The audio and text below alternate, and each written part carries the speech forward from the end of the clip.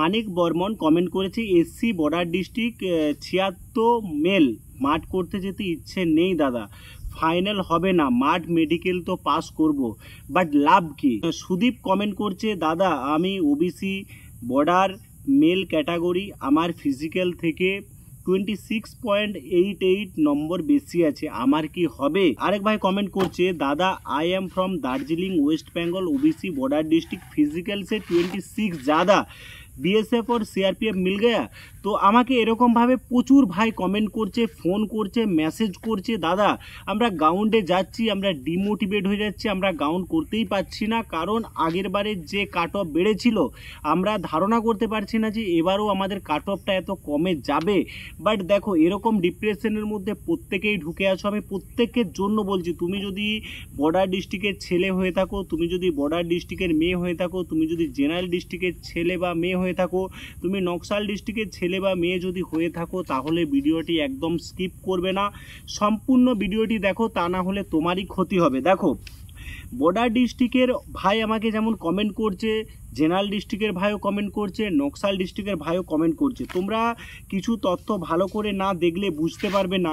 আগের বছরে তোমাদের হিউজ পরিমাণে একটা রিক্রুটমেন্ট হয়েছে, তার আগের বছরও হয়েছে, আগের যে রিক্রুটমেন্ট বা এই যে রিক্রুটমেন্ট হবে এটার সাথে কিন্তু তোমাদের কম্পেয়ার করলে চলবে না, কারণ তোমাদের আগের বারে এত কমে ফিজিক্যালে ডাকেনি, এটা তোমরা ভালো করে জানো। এবারে তোমাদের ফিজিক্যালে কম ডেকেছে, বাট তোমাদের গ্রাউন্ডের একটা সিটের উপর 8টা ছেলেকে ডেকেছে, তোমরা ভালো করে জানো। এরপর ভালো করে জিনিসটা তোমরা বোঝো, দেখো গ্রাউন্ডে তোমরা অনেকেই যাচ্ছ, অনেকে যেয়ে গ্রাউন্ড কমপ্লিট করার মনোবল পাচ্ছ না।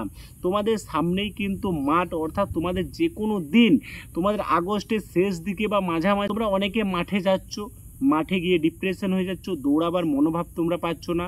বাট তোমরা ভাবছো হবে না, আগের বারে আমি 28 নাম্বারে কেটেছি, আমি 24 নাম্বারে কেটেছি, আমি নকশাল ডিস্ট্রিক্ট থেকে 23 নাম্বারে কেটেছি, আমি 30 নাম্বারে কেটেছি, আমি 35 নাম্বারে কেটেছি। এরকম প্রশ্ন আমার কাছে অনেক আসছে, দাদা আমি 3বার কেটে গেছি, আমার আর মনের কোনো ইচ্ছে নেই বা মনের কোনো মোটিভেটও নেই। বাট আপনার ভিডিও দেখে আমি কিন্তু মনের একটু জোর পাই, আপনি কি বৃথা আশা দিচ্ছেন আমাদের। এই যে কমেন্টগুলো আমি যখন তোমাদের মধ্যে পাই, সত্যি আমারও অন্তরে খুব আঘাত লাগে, কারণ তোমরা এত পরিশ্রম করে পড়াশুনো করে যদি ম্যারিড ফাইনালে কেটে যাও, তাহলে কিন্তু এটা বড় আফসোসের ব্যাপার, এর থেকে আর খারাপ কিছু হতে পারে না। বাট এবছর 2025-এ আমি তোমাদের চ্যালেঞ্জ করে বলছি, অ্যাজ একজন স্যার হিসাবে বলছি, তোমরা কিন্তু কেউ বসে থাকবে না, তোমরা গ্রাউন্ডে যাও। আমি বলছি অ্যাজ এ তোমরা আগে কি হয়েছে না হয়েছে সেটা ভুলে যাও, অতীতকে সামনে রেখে কিন্তু চলা যায় না, অতীতে যেটা ঘটেছে সেটা ঘটে গেছে, বাট এখন তোমার সামনে বর্তমান যেটা হবে সেটাকে নিয়ে ভাবতে শিখো, তাহলেই কিন্তু তুমি জীবনে এগোতে পারবে। আগে কি ঘটে গেছে, এখন কি ঘটবে, এই দুটোর মধ্যে তুমি যদি এক জায়গায় রাখো, তাহলে তুমি জীবনে কোনোদিন সাফল্য পাবে না। বাট কাট অফ এবছর 100-এ 100% আমি বলছি তোমাদের কাট অফ কম যাবে। আমার ভিডিও দেখে তোমরা গ্রাউন্ডে প্রতিদিন যাও, দুবেলা যাও, তোমরা প্রত্যেকেই গ্রাউন্ড করো, এবং যাদের 18 বেশি আছে, যাদের 20 বেশি আছে, যাদের 30 বেশি আছে, যাদের 40 বেশি আছে, যাদের 50ও বেশি আছে, এই 18 থেকে শুরু করে 20 থেকে শুরু করে 30 থেকে শুরু করে প্রত্যেকেই গ্রাউন্ডে যাও। কেন দেখো, তুমি যদি বর্ডার ডিস্ট্রিক্টের ইডাব্লিউএস হও, তোমার 2.5 গুণ ক্যান্ডিডেটকে মাত্র ডেকেছে, তোমরা বুঝতে পারবে না, কারো 18 বেশি আছে বর্ডার ডিস্ট্রিক্টের বা 20 বেশি আছে, তুমি ভাববে হবে না, আগের বারে তো অনেকটা ডিস্টেন্স হয়ে গেল নাম্বারের, এবারে হয়তো না হতেও পারে। এই মনোভাব নিয়ে তুমি যদি গ্রাউন্ডে যে গ্রাউন্ডের এনার্জিকে নষ্ট করে ফেলো, তার মানে তুমি ভাববে আমি তোমার চাকরিটাকে তুমি নষ্ট করে ফেললে। আমি বিভিন্নভাবে সার্ভে করছি, বিভিন্ন ওয়েবসাইট থেকে বলো, বিভিন্ন জায়গা থেকে সার্ভে করে, আমি কমিউনিটিতেও সার্ভে করে দেখছি, বাট তোমরা অনেকেও আমাকে কমেন্ট করছো, প্রচুর কমেন্ট করো আমার প্রতিটা ভিডিওতে, আমরা জানি, এবং কমেন্ট থেকেই বোঝা যায় যে তোমরা কতটা নাম্বারের পার্সেন্টেজে এগিয়ে আছো, কিছুটা হলেও এক্সপেক্টেড করা যায়। এত বড় রাজ্য ওয়েস্ট বেঙ্গল, আমি মানছি যে আমার ভিডিও প্রত্যেকেই দেখে না, বাট প্রত্যেকেই দেখলে প্রত্যেকেই কিন্তু কমেন্ট করবে, তাহলে বোঝা যাবে। তোমরা ধরো দেখা গেল যে 10,000 জন দেখলে, তোমরা কিন্তু প্রত্যেকে একটা কমেন্ট করে দিয়ে যাবে কত নাম্বার বেশি আছে, তবে পরেই বোঝা যাবে যে তোমাদের কতটা এবছর কাট অফটা হার্ড হতে চলেছে। তোমরা অনেকে ভাবছো যে আমি আগের বাড়ি যে বন্ধুর সাথে ফর্ম ফিল আপ করেছিলাম, সে 6 মাস ট্রেনিং করে এরপর বাড়ি আসবে, বাট আমি এখনও চাকরি পেলাম না, আমি সেই জায়গাতেই পড়ে রইলাম। দেখো, এটা ভেবে তুমি যদি দুঃখ করো বা তুমি যদি ডিপ্রেশনে যাও, তুমি কিন্তু সম্পূর্ণভাবে নিজেই নিজের ভুলটা করবে। বাট তার কপালে ছিল আগে, সে পেয়ে গেল, বাট তোমার তারপর আছে, আফসোসের কিছু নেই। জেনারেশন ওয়াইজ, সিস্টেম ওয়াইজ কিন্তু এটা হবে। তোমার যখন লেখা আছে তোমার হবে, তার বাইরে কিছু নেই। আমি তোমাদের বিভিন্ন কমিউনিটির কিন্তু সার্ভে নিয়েছি, বাট সার্ভে নিয়ে দেখলাম যে তোমাদের 28 নাম্বার বা 25 নাম্বার বা 30 নাম্বার কোনটাতে ভোট বেশি পড়েছে। দেখো, 40 প্লাসে যে প্রচুর ভোট পড়েছে এটা কিন্তু নয়, বর্ডার ডিস্ট্রিক্টের বলো বা জেনারেল ডিস্ট্রিক্টেও বলো। 30 বা 35এও যে প্রচুর ভোট পড়েছে সেটাও নয়, 28 বা 30-এ যে প্রচুর ভোট পড়েছে সেটাও নয়। কিন্তু তোমাদের সবগুলো ইকুইল, অর্থাৎ যে সবাই কম নাম্বার পেয়েছে এমনটাও কিন্তু মোটেই না, আবার সবাই যে বেশি নাম্বার পেয়েছে এটাও না, একটা অ্যাভারেজ নাম্বারের মধ্যে তোমাদের কাছে আছে। অতএব তোমরা অযথা ডিপ্রেশন হয়ে বাড়িতে বসে থেকে সময়টাকে নষ্ট করো না।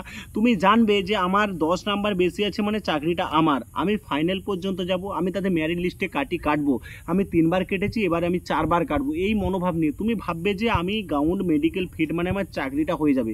বাট দেখো, কোনো কারণবশত যদি তোমাদের প্লাস মাইনাস হয়ে 18 বা 20 বা 30 বা 25-এর মধ্যে চলে আসে, তাহলে তুমি কিন্তু সম্পূর্ণভাবে যদি সেই জায়গাতে না পৌঁছে থাকো, তাহলে তুমি তো সেই জায়গাটা থেকে যেতে পারবে না, বা তুমি সেই জায়গাতে নিজের প্রতিদ্বন্দ্বিতাও করতে পারবে না।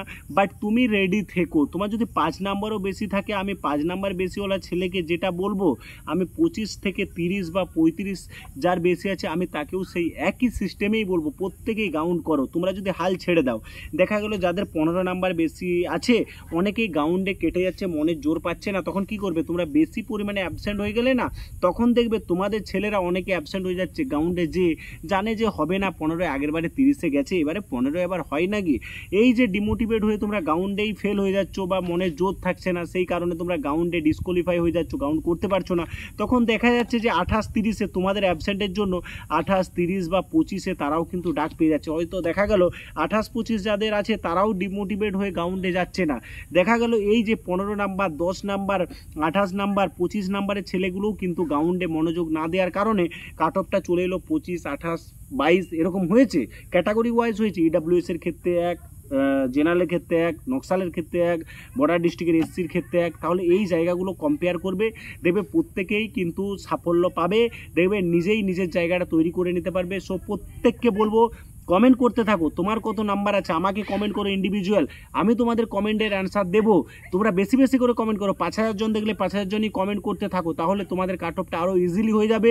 সো প্রত্যেককে একটাই কথা বলবো, তোমরা গ্রাউন্ডে যাও, গ্রাউন্ড করো, গ্রাউন্ড করে এসে তোমরা আমাকে কমেন্ট করো, তারপর ফাইনালি আমি তোমাদের সঠিক ইনফরমেশন দিয়ে দেবো। তো চ্যানেলে নতুন হলে চ্যানেলটি অবশ্যই সাবস্ক্রাইব করে রাখো, আমি তোমাদের এসএসসি জিডির অল A to Z সঠিক ইনফরমেশন দিয়ে থাকি। So thank you.